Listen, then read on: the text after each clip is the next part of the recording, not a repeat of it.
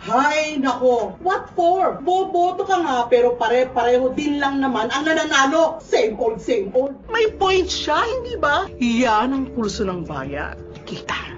Ay, nako, ayokong magrehistro. Naka-box office ang haba ng pila doon, wala man si Piolo. Ay, hindi ako papayag, ano? Wala mang libreng pabigas. Nako, kainit-init ka, gulo-gulo pa, pati singit ko doon, papawisan. Ayoko nga. Nako, ay kung loto yan, pila tayo. Masyado kasing overrated ang eleksyon. So, like what my friend here said, what for, di ba? Ay, nako, and who are you gonna replace them with ba? Those idiots, those bobos, those nincompoops. Ay, nako. And then, when they get into position, they're gonna be like, my dad? Correct! Bakit papalitan pa? Ang nasa poder na!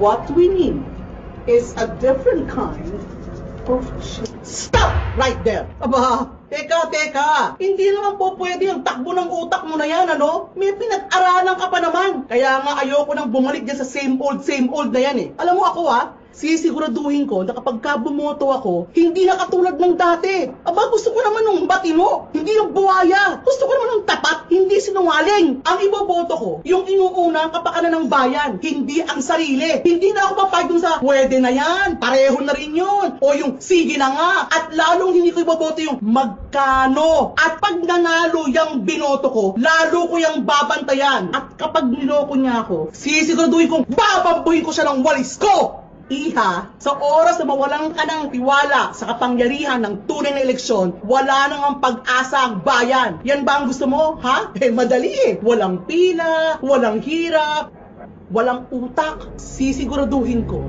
na mag-e-eleksyon tayo.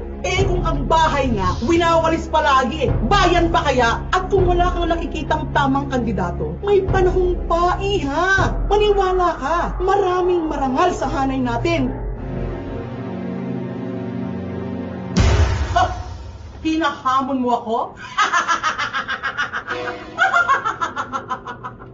Isang piti ka lang.